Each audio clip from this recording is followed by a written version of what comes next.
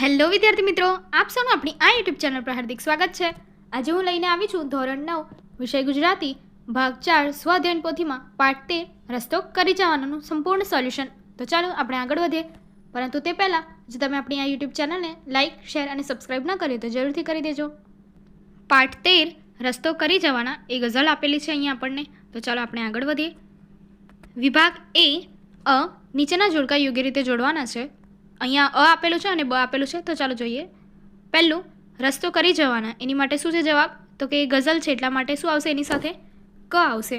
ત્યારબાદ બીજું છે અમૃતલાલ ભટ્ટ, તો એની માટે શું આપણને આપ્યું છે? તો કે ઈ એટલે કે ઘાયલ આપેલું છે, બરાબર છે। ત્યારબાદ ત્રીજું છે સિંધુ, સિંધુ માટે અહીંયા આપણને શું આપ્યું છે? અ એટલે કે સમુદ્ર। અને ત્યારબાદ છે છેલ્લું જખમા, જખમા માટે અહીંયા આપણને શું આપ્યું છે? બી એટલે કે ઘાવ। તો આગળ વધી આવ્યા। બ નીચે આપેલા વિકલ્પોમાંથી યોગ્ય વિકલ્પ પસંદ કરીને અહીંયા ખાલી જગ્યા પૂરવાની છે। પાંચમું ખાલી જગ્યા શબ્દનો પ્રયોગ વિશિષ્ટ રીતે થયો હોય છે, તો અહીં શું આવશે જવાબ? રસ્તો કરવો। અહીંયા જવાબ શું આવશે?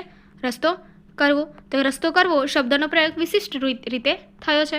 છઠ્ઠું કવિએ જવાના શબ્દો વાપર્યા છે ગઝલમાં ખાલી જગ્યા કહેવાય છે, એટલે કે શું કહેવાય છે અહીંયા? તો કે આને શેર કહેવાય છે। ત્યારબાદ સાતમું આ કાવ્યના કવિ ખાલી જગ્યા છે તો શું છે? તો કે અમૃત ઘાયલ છે। ત્યારબાદ આઠમું કવિ સ્વયંને ખાલી જગ્યા ગણે છે, તો શું ગણે છે? એમને ખુદને પ્રકાશ ગણે છે। હવે આગળ વધીએ। ક પ્રશ્નના એક વાક્યમાં ઉત્તર લખવા માટે કહ્યા છે। તો ચાલો જોઈએ પ્રશ્ન 9 અમૃત ઘાયલના ગઝલ સંગ્રહો કયા કયા છે? તો કે અમૃત ઘાયલના સંગ્રહો ગઝલ સંગ્રહ જે આપેલા છે એ શું છે? શૂળ અને શમણા, રંગ 35, ઝાય, અગ્નિ તેમજ ગઝલના નામે સુખ છે, એ બધા એમના સંગ્રહ છે। 10 અમૃત ઘાયલ કયા કવિ તરીકે તેમનું મહત્વનું પ્રદાન છે? તો જવાબ છે અમૃત ઘાયલ ગઝલકાર કવિ તરીકે તેમનું મહત્વનું પ્રદાન છે। પ્રશ્ન 11 અમૃત ઘાયલને કયો સુવર્ણચંદ્રક એનાયત કરવામાં આવ્યો છે?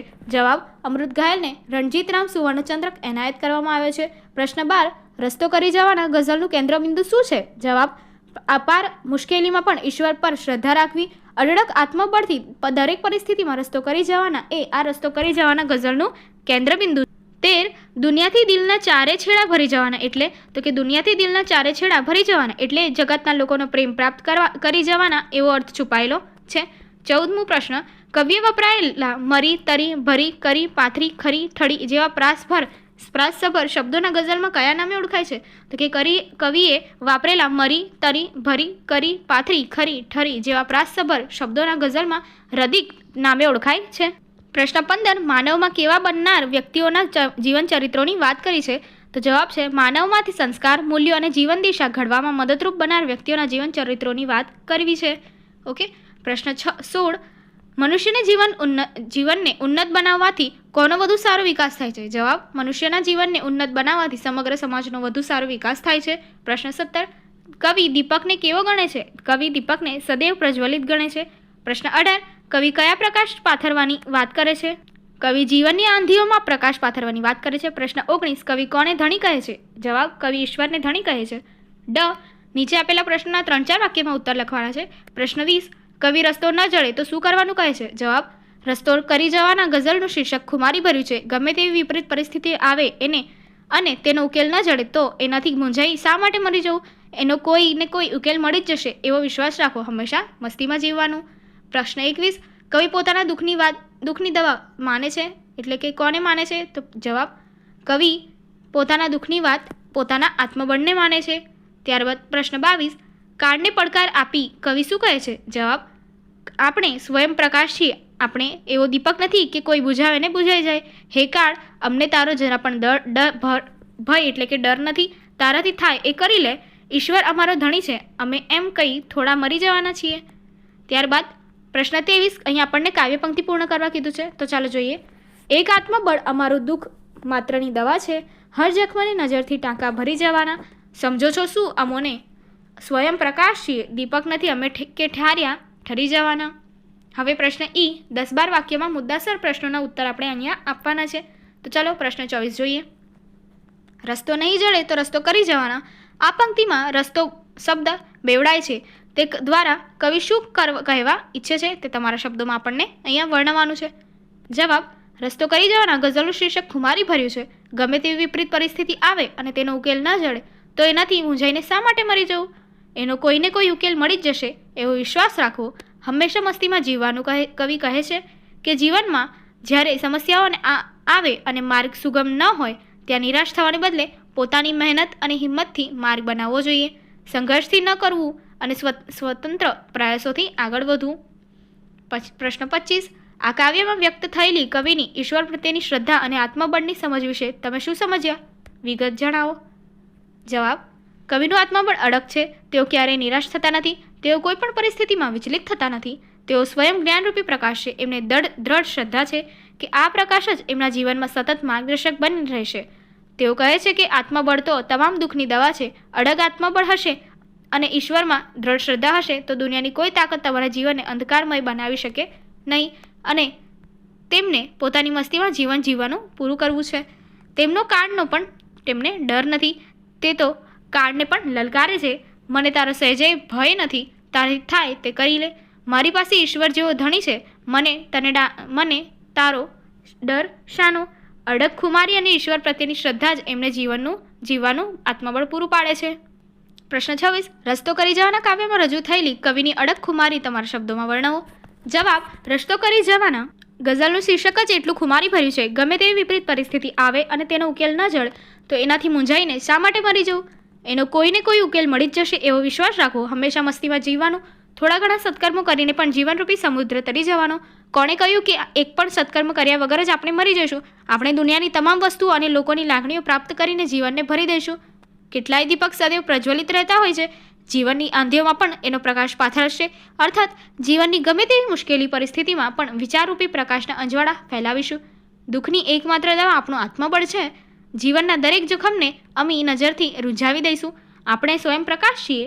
આપણે એવો દીપક નથી કે કોઈ બુઝાવે ને એ બુઝાઈ જાય. હે કાળ, અમને તારો જરા પણ ભય નથી. તારાથી થાય એ કરી લે. ઈશ્વર જેવો અમારો ધણી છે એમ અમે કાંઈ ડરી થોડી જવાના છીએ એવું આ કહે છે. હવે વિભાગ સી એટલે કે વ્યાકરણ વિભાગ આવશે. તો ચાલો જોઈએ.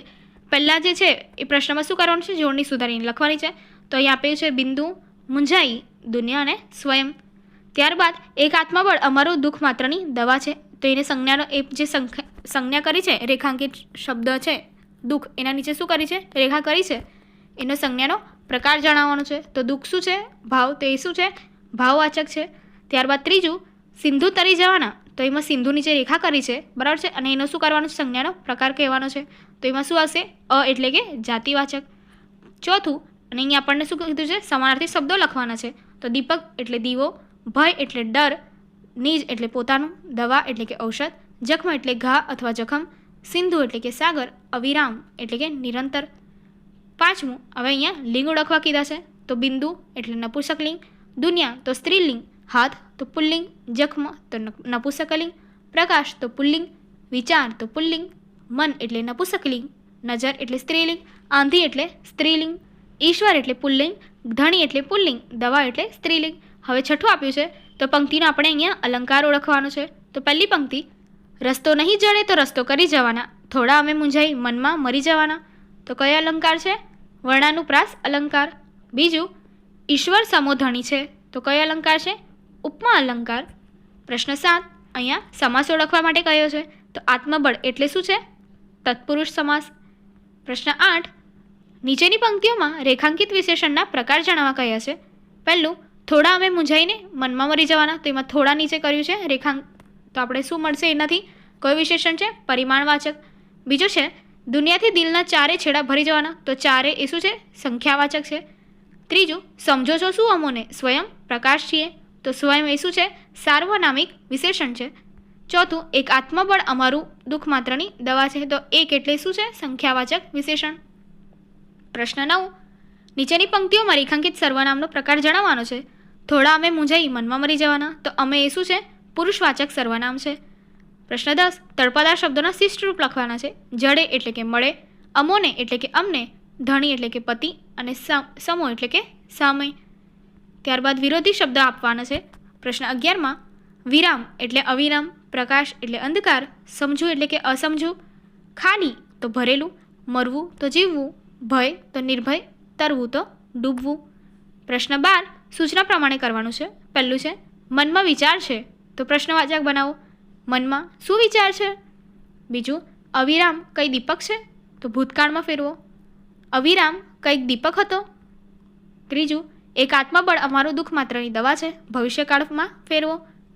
એક આત્મબળ અમારું દુઃખ માત્રની દવા હશે. ચોથું, હર જખમને નજરથી ટાંકા ભરી જવાના. વર્તમાન કાળમાં ફેરવો. હર જખમને નજરથી ટાંકા ભરી જવાના છીએ. પ્રશ્ન 13, નીચેના શબ્દ સમૂહ માટે એક શબ્દ આપવાનો છે. વિરામ લીધા વગર એટલે કે અવિરામ.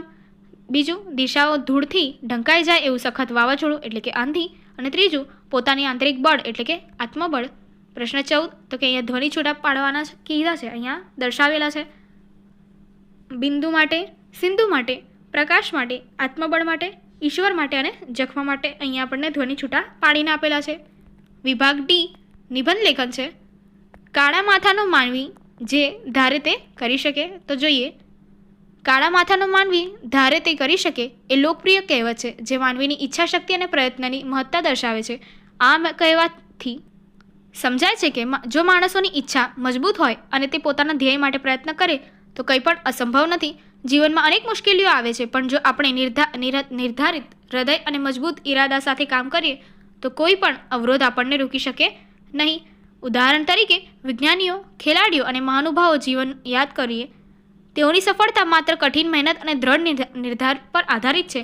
કોઈપણ કાર્યમાં સફળ થવા માટે અથવા તો સફળતા મેળવવા માટે મનની શક્તિનો યોગ્ય ઉપયોગ જરૂરી છે. જ્યારે આપણે સકારાત્મક વિચારોથી આગળ વધીએ અને પરિશ્રમ કરીએ ત્યારે શક્યતાઓ અનંત થાય છે. આ કહેવત બાળકોને, યુવાનોને અને મોટા લોકોને પણ પ્રેરણા આપે છે. તે ભણતર, કર્મ અને સાહિત્ય ક્ષેત્રે આગળ વધવા માટે પ્રેરણા આપે છે. જીવનમાં નિષ્ફળતા આવે તો નિરાશ ન થવું જોઈએ, પરંતુ વધુ મજબૂત ઈરાદા સાથે ફરી પ્રયાસ કરવો જોઈએ. માનવીની મહત્તમ શક્તિ તેની મગજમાં છે અને તે પોતાની ઈચ્છા અનુસાર નવા માર્ગ શોધી શકે છે. અંતે, કાળા માથાનો માનવી ધારે તે કરી શકે છે કહેવત આપણને જીવનમાં આત્મવિશ્વાસ, પ્રયત્ન અને નિર્ધાર શીખવે છે. જો ઈચ્છા મજબૂત હોય તો કંઈ પણ કાર્ય અશક્ય નથી. આગળની એક્ટિવિટી જોવા માટે અહીં આપેલી સ્ક્રીન પર ક્લિક કરો. Thank you.